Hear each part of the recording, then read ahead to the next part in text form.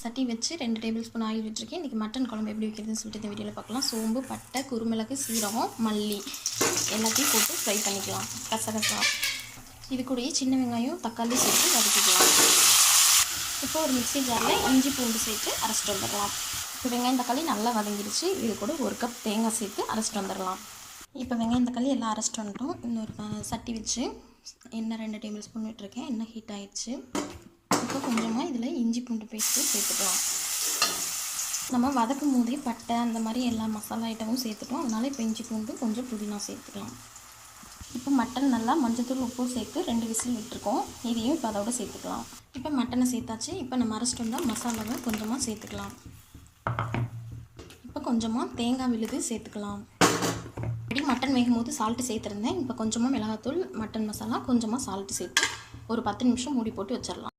பாருங்கள், மட்டன் குழம்பு ரெடி ஆயிடுச்சு.